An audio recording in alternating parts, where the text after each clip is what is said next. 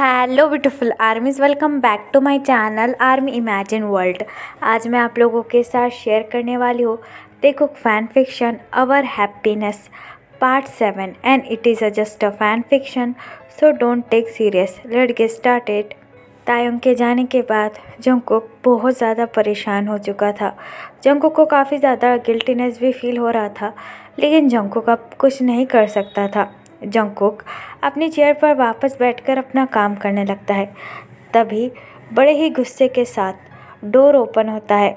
काफ़ी ज़्यादा रात हो चुकी थी, रात के 12 बज चुके थे और ऑफिस से भी लगभग सारे लोग जा चुके थे।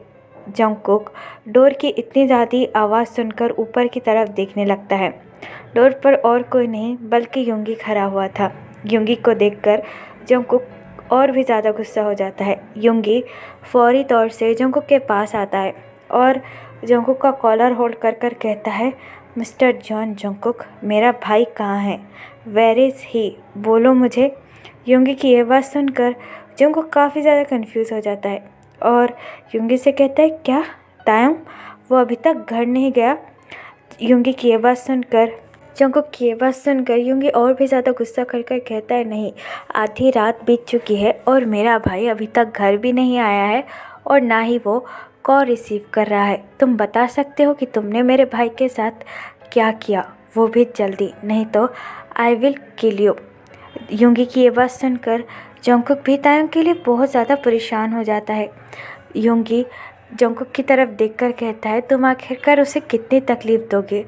तुम्हारे बेबी की मौत मेरी वजह से हुई है ना, तो तुम मुझे तकलीफ़ दो, मुझे मारो, मुझे पीटो, लेकिन उसे क्यों तकलीफ़ दे रहे हो? वो तो खुद ही इतनी ज़्यादा तकलीफ़ में है। तुम्हें क्या सिर्फ अपनी तकलीफ़ दिखाई देती है, उसकी नहीं? ऐसी कोई रात नहीं गई है जो अपने बच्चे को याद कर कर रोया ना हो, तुम्हें याद कर कर रोया ना हो, लेकिन तुम्हारा दिल तो पत्थर का है। तुम तो किसी की सुनना ही नहीं चाहते हो। पता नहीं वो फेक कॉल मेरे भाई को किसने किया और ये कहा कि मेरा एक्सीडेंट हो चुका है, और जब वो वहाँ आया तो मैं वहाँ पर नहीं था और ठीक था, और जब हम लोग तुम्हारे घर पर गए तुम ऑलरेडी देही को लेकर जा चुके थे।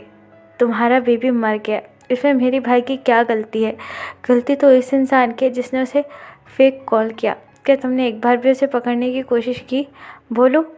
युंगी की ये बात सुनकर जंगकुक युंगी को अपने आप से धक्का दे देता है और युंगी से कहता है, मिस्टर मिन युंगी, मैं तुम्हें अपना लॉयर बनाने के लिए नहीं लाया हूँ, और मुझे ये बताओ, तायंग अभी तक क्यों नहीं आया है? Where is he? जंगकुक की ये बात सुनकर युंगी जंगकुक की तरफ देखकर कहता है, तायंग कहाँ है वो भी मुझे नहीं पता। मैं उसे हर जगह ढूंढ चुका हूँ और उसका कॉल भी कब से ट्राई कर रहा हूँ, बट वो मेरा कॉल भी रिसीव नहीं कर रहा है और मुझे ये भी नहीं पता कि वो आखिरकार है कहाँ। प्लीज़ मुझे बता दो, तुमने उसके साथ क्या किया? मैं तुम्हारे हाथ जोड़ता हूँ, तुम्हें मुझे जो भी सज़ा देनी है वो तुम दे सकते हो, लेकिन मेरे भाई को टॉर्चर करना बंद करो। मैं तुम्हारे पैर पड़ता हूँ। युंगी की ये बात सुनकर जंगकुक काफ़ी ज़्यादा परेशान हो जाता है। तायंग तो ऑफिस से कब का चला गया है, तो तायंग आखिरकार घर क्यों नहीं पहुंचा है? जंगकुक काफ़ी ज़्यादा परेशान होता है और अपने मन में सोचता है, तायंग तो मुझसे झगड़ा कर कर कब का यहाँ से चला गया है, तो आखिरकार घर क्यों नहीं पहुँचा? कहीं उसे कुछ। ये कहकर जंगकुक युंगी की तरफ देखकर कहता है, तुम घर जाओ, मैं तायंग को लेकर आ जाऊँगा। जंगकुक की ये बात सुनकर युंगी जंगकुक की तरफ देखकर कहता है, मैं तुम जैसे इंसान पर कैसे भरोसा कर लूँ जिसने हर वक्त मेरे भाई को तकलीफ़ ही दी है? मैं तो तुम पर कभी भरोसा नहीं कर सकता। युंगी की ये बात सुनकर जंगकुक युंगी से कहता है, आई डोंट केयर, लेकिन तुम्हें भी अच्छी तरीके से पता है मैं ही हूँ जो तायंग को घर लेकर आ सकता हूँ। अब चुपचाप घर पर जाओ, मैं तायंग को घर लेकर आ जाऊँगा। जंगकुक की ये बात सुनकर युंगी के पास और कोई ऑप्शन नहीं रहता, लेकिन युंगी घर नहीं जाता है और तायंग को ढूंढने लगता है। जंगकुक अपनी कार की ग्रैब करता है और कहता है, ये लड़का कब मुझे परेशान करना बंद करेगा? आखिरकार कहाँ चला गया है? मुझे तो कुछ समझ में नहीं आ रहा है। ये कहकर जंगकुक अपनी कार में बैठता है और किसी को कॉल करने लगता है। जंगकुक फुल स्पीड में अपनी कार चला रहा था और इधर उधर देख रहा था कहीं उसे तायंग मिल ना जाए।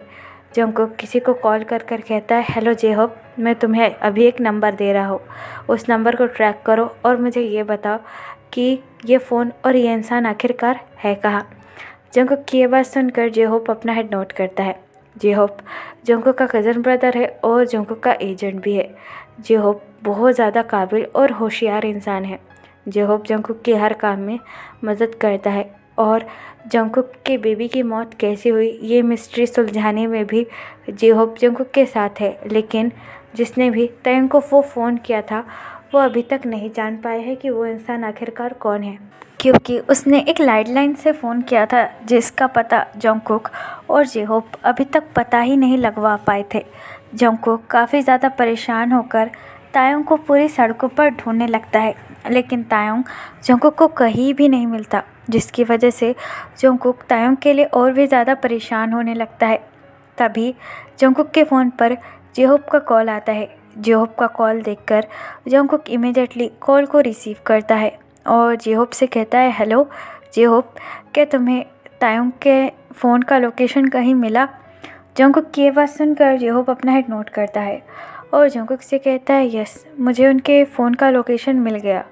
जेहोप की ये बात सुनकर जंगकुक के दिल को राहत मिलती है। जंगकुक जेहोप से कहता है, अच्छा तो उसका फ़ोन लोकेशन कहाँ है, प्लीज़ मुझे बताओ। जंगकुक की ये बात सुनकर जेहोप जंगकुक से कहता है, उनके फ़ोन का लोकेशन एक ग्रेवयार्ड में है, यानी कि कब्रिस्तान में है।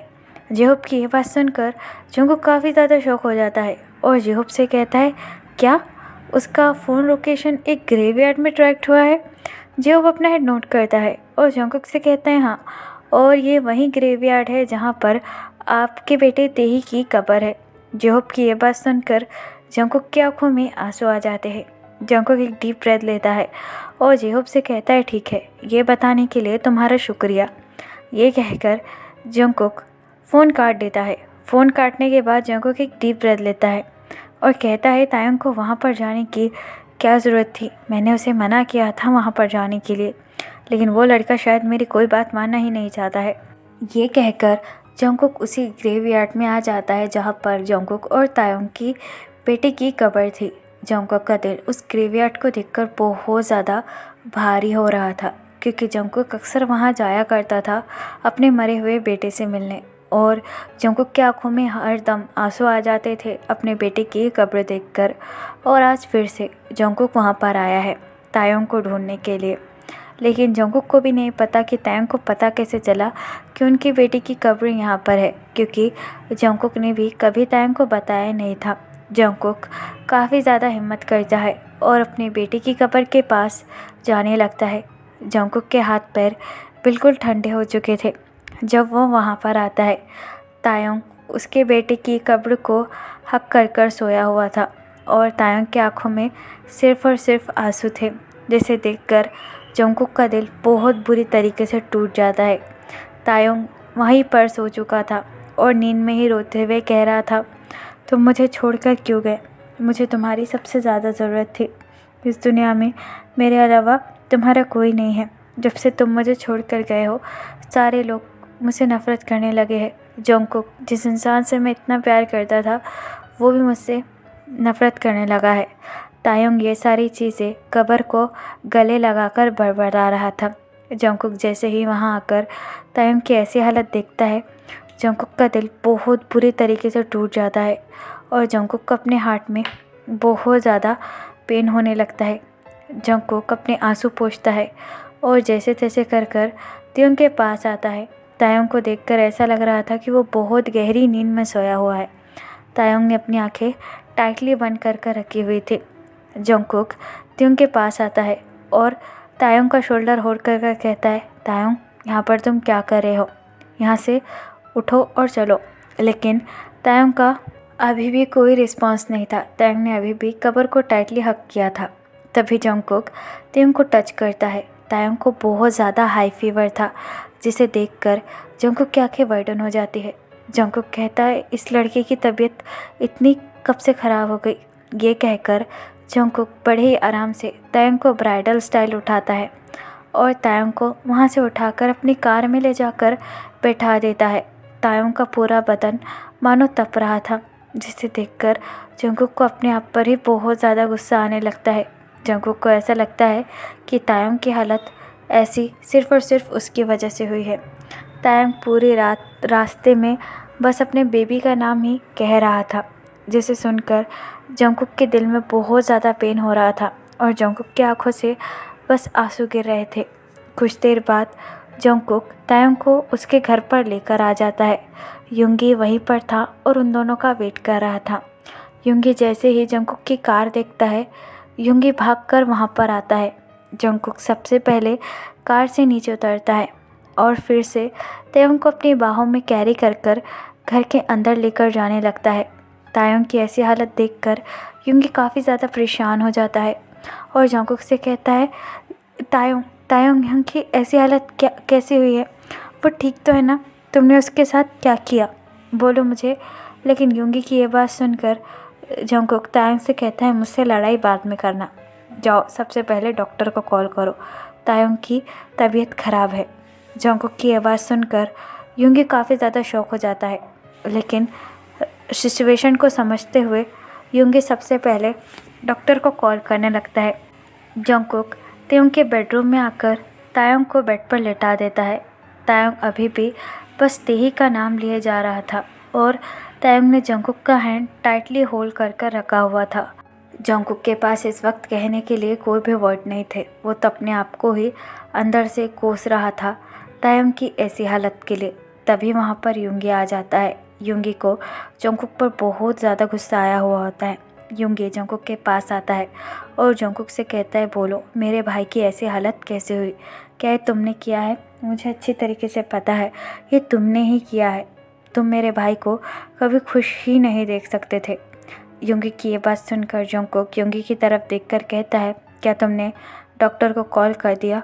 जंगकुक की ये बात सुनकर युंगी अपना हेड नोट करता है और जंगकुक से कहता है, हाँ डॉक्टर कुछ देर में आ जाएंगे। और मुझे ये बोलो, तायोंग यंग आखिरकार थे कहाँ?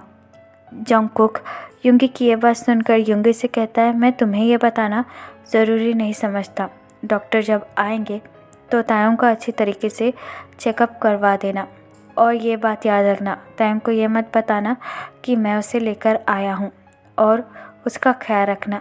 ये कहकर जंगकुक वहाँ से जाने ही वाला होता है, लेकिन तभी अचानक तायोंग जंगकुक का हैंड होल्ड करता है और फिर से तेही का नाम लेने लगता है। जंगकुक तायोंग की ऐसी हालत देखकर अपनी लोअर लिप को बाइट करता है और फिर से तायोंग का हैंड अपने हैंड से अलग कर कर तायोंग को अच्छी तरीके से कवर करता है और युंगी की तरफ देखकर कहता है, उसका ख्याल रखना। ये कहकर जंगकुक वहाँ से चला जाता है। तो फिर चलिएगा, इस पार्ट को मैं यहाँ ख़त्म करती हूँ। आपको ये पार्ट कैसे लगा प्लीज़ मुझे कमेंट बताना और प्लीज़ चैनल को भी सब्सक्राइब कर देना। और अगर आप मेरे साथ ऑनलाइन बिज़नेस करना चाहते हैं या फिर ये जानना चाहते हैं कि ऑनलाइन बिज़नेस से पैसे कैसे कमाए जाते हैं, तो आप मुझे कमेंट बॉक्स या फिर मेरे इंस्टाग्राम आईडी जो कि है तेकुक लव स्टोरी वहाँ पर बता सकते हैं। तो फिर चलेगा, इस बार लव यू, टेक केयर, बुरा एप्पल।